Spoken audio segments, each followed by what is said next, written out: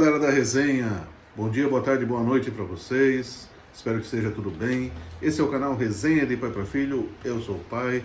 Esse é o vídeo de hoje. A gente vai falar sobre os últimos jogos da Libertadores. Vamos falar sobre a última rodada do Brasileirão. Tem muita coisa boa para a gente falar. Semana quente no Mengão. Vamos resenhar bastante. Eu conto com a participação de vocês aí também, tá bom? Eu já vou pedir para vocês darem um like, fazerem a inscrição. Ativa o sininho, galera. O sininho. E vou passar a bola para o filho para ele trazer os destaques da semana, as notícias do mercado de transferência. E vamos resenhar, galera. Fala aí, filhão. Bom dia, boa tarde, boa noite aí, seus resenhas, tudo bem com vocês? Semana quente no Flamengo. Flamengo aí cheio de especulações. Vamos falar um pouco aí, resenhar aí sobre, primeiramente aí do mercado de transferências do Flamengo. Mercado, né, que como falamos no vídeo anterior, vai abrir somente em julho, né? Já estamos acertados aí com o goleiro Rossi, argentino, e com o Luiz Araújo, o ponta, né? Temos várias especulações, né? Como já era de se esperar, né? Principalmente da grandeza do nome do Flamengo. O nome de peso aí, De La Cruz, entre clube e jogador, há praticamente tudo certo, com um contrato aí longo até 2027. Falta aparar algumas arestas entre o clube, River Plate e Flamengo. A multa rescisória está 22 milhões de euros, né, do jogador. Porém, com a situação financeira do clube e do país, o clube aceitaria aí na casa dos 13 milhões de dólares. Então diminuiria bastante aí a pedida por De La Cruz. Então a diretoria está bem otimista. É uma negociação difícil, né? Bem difícil. Jogador fatiado, um jogador que pertence um pouco ao clube, um pouco a empresários. E de extrema qualidade, né? Isso. Que faz uma boa diferença no River Plate. Que tem uma deficiência ali no meio campo e ele consegue amparar, né? Esses problemas. Isso aí. Outras especulações são em cima de zagueiros, né? Na parte defensiva. Com a provável saída aí de Davi Luiz para a Grécia, né? Outra especulação. Do Pablo, né? Que a gente também falou no vídeo anterior que vai ser liberado. Rodrigo Caio, que também talvez aí não vai ser renovado o contrato devido às lesões. Há conversas com, segundo, né, a jornalista Nicola, Lucas Veríssimo, né, zagueiro do Benfica, saiu daqui do Brasil, saiu muito bem aqui no Brasil, jogava, né? no Santos. Jogava no Santos. E Samir. Os dois são um pouco difíceis também, devido o Samir apresentar um bom futebol lá no time mexicano, nossa cria aí do Ninho, saiu, né, no tempo que ele saiu, foi para a Udinese. O Tigres gosta muito do jogador, ele é titular, vem de boa sequência, é campeão mexicano. Lucas Veríssimo tá vindo de várias lesões, né, não tem uma sequência muito boa, então isso acaba prejudicando. Outros nomes no mercado que o Flamengo está em busca são de volantes. Entre eles, há especulado Alan e Pablo Roberto. Esse Pablo, né, ele é o mais barato entre todos os, né, que eles estão especulando, que é do Remo. Ele pertence ao Vila Nova, está emprestado ao Remo, ele fez um bom campeonato na Copa do Brasil ali, né, principalmente contra o Corinthians. Se destacou, né? Se destacou bem, ele joga, vamos dizer assim, bem parecido com o que o João Gomes jogava. Sabe passar, marcação bem em cima, tem um bom controle de bola, o último passe muito bom. Esse é mais barato do que as opções, né? Ele não é tão oneroso como seria o Alan, por exemplo, onde o Atlético Mineiro se mostra um pouco persistente na pedida. O Flamengo quer fechar aí em torno de 6, 7 milhões. O Galo está fazendo jogo duro, mas o Flamengo demonstra um otimismo devido ao Galo também estar numa crise bem grande financeiramente, né, pai? A financeira do Galo não é boa, né? Tá aí com venda de shopping, tudo para tentar pagar as contas. Em contrapartida, também temos algumas possíveis saídas, né? Além do Vidal, que já foi comentado. Matheus França pode jogar aí a Premier League pelo Arsenal. Ele que já foi vinculado pelo Newcastle, que também tem recheado de brasileiros, né? Bruno Guimarães, Joelinton. Aí, quem sabe, Matheus França pode brilhar aí na Premier League. O Flamengo já recusou a primeira proposta, né? E eles estão insistindo, né? É uma joia rubro-negra, vem jogando muito bem, né, pai? Faz uma boa diferença, sim, né? Ele ainda é um jogador que vai amadurecer muito, tem muito potencial, né? Eu acho que ele tem um futuro muito bom. Foi noticiado que né, não só nos clubes, não só no Flamengo, mas em outros clubes o nome de Renier. Porém, o staff do jogador já comentou que mesmo ele estando embaixo, ele quer continuar na Europa. Sim. Ele vem jogando bem até no Girona, ele não é titular, né, ele vem do banco, né, para complementar. Outra especulação que também temos no Flamengo que vale ressaltar é um lateral direito, Ângelo Preciado, que já é foi um pedido de Jorge Jesus no tempo que ele esteve aqui no Brasil, né, no Flamengo, mas claro, vale ressaltar, são todas especulações, pois o mercado também ainda, né, não abriu, então ainda está tudo naquele esquenta, né, nada de pré-contrato, ainda não pode assinar, ninguém pode, né, tá assinando ainda, mas enfim, é isso aí que a gente tem para transferências. Legal. Falando aí de jogos, né, o Flamengo, né, pai, teve o jogo do Nublense, Isso. era para ser um jogo na semana aí teoricamente fácil, né, o mais difícil da semana ali seria o Cruzeiro, né, que vem jogando bem, apresentando bom futebol com o técnico dele.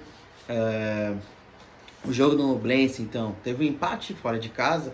Há quem considera um resultado bom no final, até porque o Flamengo, nos últimos minutos ali, quase veio levar a virada, né, pai? O que tu pode aí acrescentar pra gente, pai? O que tu achou do jogo? Comenta um pouco aí pra nós. Bom, eu acompanhei o jogo do Flamengo com o Nublense e mais uma vez foi a atuação do Flamengo foi decepcionante, né? Para vocês terem uma ideia, esse time do Nublense, ninguém conhecia, ninguém sabia nem que ele existia até essa Libertadores, né? Nunca jogou, se a gente né, fosse trazer ele para o Campeonato Estadual do Rio de Janeiro, certamente ele não disputaria a primeira divisão. É um time mais fraco do que Bangu, Olaria, América, enfim, realmente um time muito fraco tecnicamente e nós observávamos isso durante o jogo, mas ele demonstrou uma coisa que o Flamengo não demonstrou: vontade. A raça, né, que falta ultimamente. Eles correram porque eles viram que o bicho não era tão feio assim, né? O Flamengo indolente, lento, sem marcação, errando muitos passes, desconcentrado, né? E assim, uma atuação lamentável do Flamengo, e se complicou num grupo que era muito fácil, né? Nós temos o Nublense e o Alcas, que são times desconhecidos, fraquíssimos, né? E o Flamengo se complicou nesse grupo, né, Felipe? Novamente, né, pai, vem aquele fantasma do grupo da Libertadores, né, a atormentar. Temos aí os próximos jogos, também vamos comentar, né, mais pra frente agora do vídeo, mas assim, não dependemos só de si, né, para ser o primeiro do grupo, e temos que aí ganhar os 2 últimos jogos, né, pai? Nós precisamos ganhar o próximo jogo, nós temos o Racing, né, então o Flamengo obrigatoriamente tem que ganhar do Racing, porque o Racing acabou ganhando do Alcas, né? E o Racing disparou na liderança. Então vai ser muito difícil o Flamengo classificando, ele conseguir o primeiro lugar do grupo, né? Mas tinha pintar aí um duelo brasileiro aí, exatamente, isso é possível, né? Mas o Flamengo está pagando pelos seus próprios erros, um jogo muito, muito ruim, né? Uma escalação confusa. Deu para perceber que alguns jogadores não têm mais condições de jogar no Flamengo, né? E o São Paulo não pode insistir nesses caras, que eles realmente não têm mais condições. Eu fiquei bastante incomodado pelo jogo ter sido no Chile e o Vidal ter recebido tantas homenagens e saiu do jogo sorrindo. Não tinha motivo para sorrir. Teve até o caso, né, pai, daquele torcedor que foi sozinho cobrar e ele ficou bravo, depois ele postou na rede social. Um pouco de maturidade de um jogador, né, tão longevo, claro que conquistou muitas coisas, o King Arturo, mas ele já não é mais isso, né, e aí ele pegou, vamos supor, pilha ali do jogador e começou a postar foto no Instagram, né, com emoticozinho, provocando aquele torcedor. O torcedor foi lá, cobrou, como tem que cobrar mesmo os jogadores, com mais intensidade, né, pai? E o Vidal realmente, ele deve deixar o Flamengo aí na janela do meio do ano. É um jogador que tem mercado na Europa, então ele não deve ficar. Mas sobre o jogo, eu achei que a escalação foi ruim, mas além da escalação ruim, o desempenho foi muito ruim. E no final, para piorar ainda mais a situação, entrou o Ayrton Lucas e o Léo Pereira, eles entraram desconcentrados também. E entraram muito mal no final do jogo, né? Tanto que o gol foi numa falha de ambos, né? O Gerson também cavando falta na entrada da área. O Gerson irreconhecível nesse jogo, né? Errando muito. Se eu não me engano, no lance teve Davi Luiz parado, Isso. Gerson, Thiago Maia, né, parado. Léo Pereira. Léo Pereira, tudo olhando o jogo, esperando que alguém fosse combater ali a bola. Não, acabou que não rolou. E o Matheus Cunha, infelizmente, né, não teve culpa nenhuma ali Não, o Matheus Cunha não teve culpa. O Pedro também vem fazendo jogos muito ruins. Ele praticamente não tocou na bola nesse jogo no Nublense. Mas o Flamengo depende somente, né, de colocar todo esse poderio técnico que ele tem em ação, né, para reverter essa situação, o que não é fácil, tá? A gente precisa realmente virar a chave, né, e contar que alguns novos nomes chegando, a gente consiga melhorar o nosso desempenho em campo, né? Há quem diga, né, que agora a diretoria, a comissão técnica vê que talvez não vá dar mais para jogar Gabigol e Pedro juntos. Tá bem abaixo o desempenho, né? Alguns veículos de imprensa, né, vem falando que pode ser que Pedro seja sacado do time titular pelo desempenho abaixo. Como vimos também no jogo do Cruzeiro, né, pai? O jogo do Cruzeiro também começaram muito bem. Eu pensei que o Flamengo sairia com a vitória, mas ali já no começo, na lateral, o lateral deles fez o gol fácil, teoricamente, passou fácil ali. Novamente, com pouca intensidade do clube. O Ayrton Lucas se redimiu do jogo de quarta. É o único dos titulares ali que correram dentro de campo, assim, que deram sangue, né? Falta, acho que, muita raça no clube. Um clube que vem de raça, tradição, tá bem abaixo do esperado, né? Eu achei que no jogo com o Cruzeiro, o Flamengo fez 30 minutos, os primeiros 30 minutos corretos, né? Não foram brilhantes, mas foram corretos. Tomou um gol num lance, num chute do Marlon realmente incrível, assim, né? Mas o Flamengo estava fazendo o jogo correto até os 30 minutos do primeiro tempo. Depois o time morreu fisicamente. E morreu e não se encontrou mais, né? Só se salvaram 2 jogadores desse jogo, que é o Ayrton Lucas e o Matheus França, né? O Matheus Cunha, o goleiro, né? Que fez um jogão, e se não fosse por ele, nós tínhamos perdido para o Cruzeiro dentro do Maracanã. E o Cruzeiro só não ganhou esse jogo porque o Cruzeiro é um time muito organizado taticamente, né? O Pepa fez um trabalho muito bom, o Cruzeiro vem fazendo. O Cruzeiro é um time bem organizado, marca muito bem. Os reservas que entraram muito bem também. Até o Rick Dourado quase fez um gol, né? Se o Cruzeiro tivesse melhores qualidades técnicas nos seus jogadores, né, certamente o Cruzeiro teria ganho. Faltou um pouco de qualidade para o Cruzeiro para finalizar o jogo, porque esteve com o jogo na mão, né? O Flamengo no segundo tempo não existiu, morreu fisicamente. Lá no Chile, o Felipe Luiz falou que o problema não era físico, era técnico e tático, mas a gente vê claramente que o problema é físico, né? O Flamengo tem um problema físico seríssimo, porque mais uma vez nós terminamos o jogo com um jogador inutilizado, como tinha sido contra o Corinthians, e o Léo Pereira acabou fazendo aquele gol maluco. Mais uma vez um jogador sente durante o jogo, que foi o Léo Pereira, teve que ser substituído pelo Davi Luiz. Então o Flamengo vem de muitos problemas físicos e o time morre no segundo tempo, né? Então tem algo aí na preparação física do Flamengo que deixa a desejar. Isso se reflete no campo, né? Além de todas as notícias que foram vinculadas aí na semana, de problemas de relacionamento no elenco, né? De afastamento de jogador por indisciplina, mas a gente vê que isso tudo se soma à falta de planejamento lá do início do ano. E vou falar uma coisa para vocês, galera. Não adianta a gente crucificar o treinador, porque o treinador, ele vem, ele traz a metodologia dele, ele praticamente não tem tempo para fazer o trabalho, porque é jogo, descansa, joga na sequência. São poucos treinos, né? E depende muito do jogador assimilar a filosofia do treinador e do jogador colocar em prática, porque quem coloca em prática é o jogador dentro de campo, né, filho? Vale ressaltar, né, pai, que novamente o São Paulo ele usou as 3 substituições, na minha visão, incorretamente, né? Deixando, né, um jogador inutilizável, né? O Wesley jogou no sacrifício. Jogou mal esse jogo também, jogou bem mal. Não fez uma boa atuação, o Wesley. Vale ressaltar, né, a preparação física.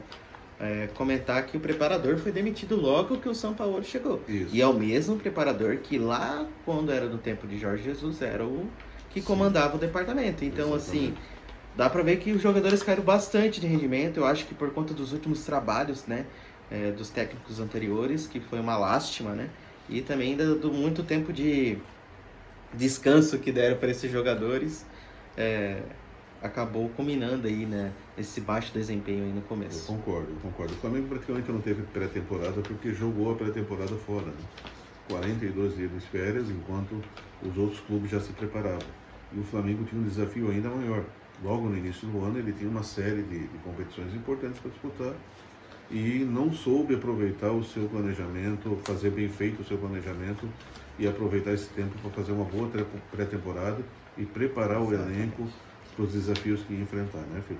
Isso aí. Então, galera, agora com vocês o quadro O Mito do Monstro. Aí, galera, então, vamos começar hoje pelo monstro, tá?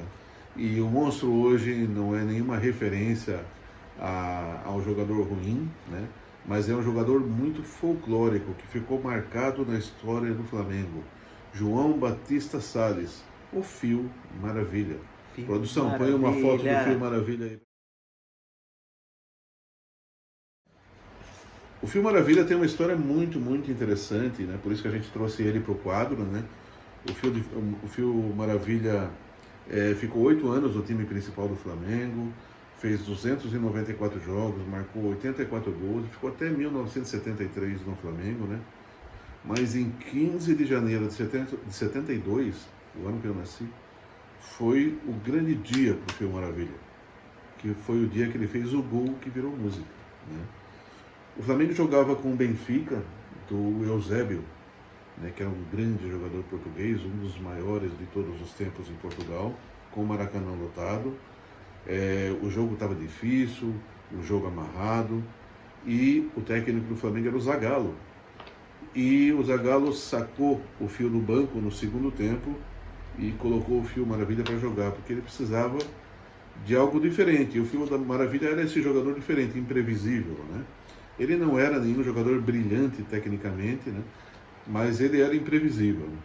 Então o Fio entrou no segundo tempo e aos 33 minutos, como diz a música, tabelou, driblou 2 zagueiros, driblou o goleiro e só não entrou com bola em tudo porque teve humildade e gol, né? Grande Fio.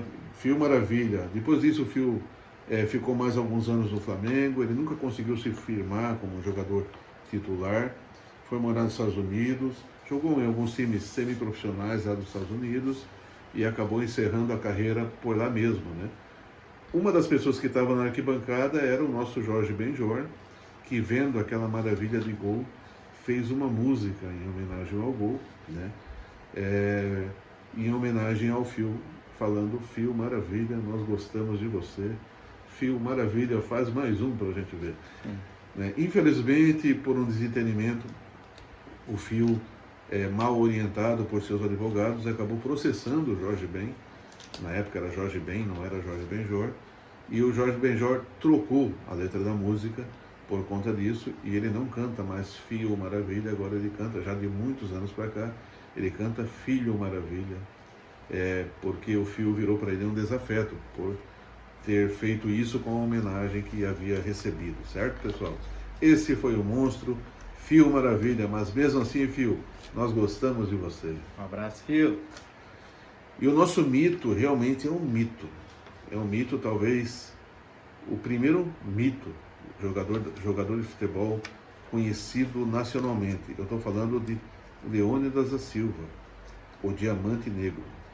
Ele foi o primeiro grande ídolo nacional e ele se notabilizou por um lance incrível, que era a bicicleta. Durante muitos anos foi atribuído a ele a invenção do lance da bicicleta. Esse lance já acontecia, né, em outros lugares, assim, muito esporadicamente, mas o Leônidas ele fazia isso com muita facilidade, né?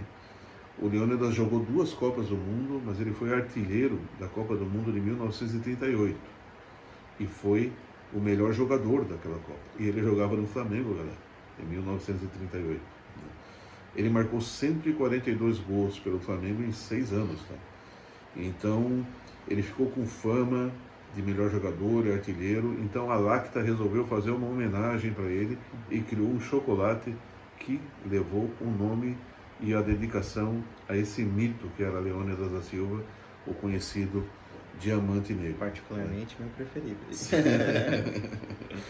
Então, ele não se baseia apenas na lembrança, né? Os números dele são incríveis e na época em que ele jogou futebol, ele era até tão conhecido quanto Getúlio Vargas, que era o presidente da época. Então, Leônidas foi um jogador que marcou a época porque foi o primeiro grande ídolo nacional do futebol, né? E ficou muito conhecido nacional e internacionalmente, né? Depois ele virou comentarista esportivo e seguiu outra carreira e hoje ele é falecido. Esse foi o nosso mito e o nosso quadro, o Monstro e o Mito. Beleza, galera? Vou passar para o filho, a gente vai falar um pouco sobre a agenda da semana, filho. Como é que tá essa semana? Qual que é a agenda? Então, essa semana vamos falar rapidamente aí dos clubes, né? Que vamos enfrentar. Então, na quinta-feira temos aí a volta da Copa do Brasil, né? O Fluminense em casa. Tem uma sequência boa em casa, né, pai? Temos um outro clássico, o Vasco. Na segunda-feira, né? Na segunda-feira, um horário diferente, gente, 8 horas. Temos aí na quinta já o Racing, né? Que pode perder uma peça muito importante aí do time, Matias Rojas. Ele está sendo especulado no Corinthians e já veio curtindo aí coisa no Instagram do Corinthians.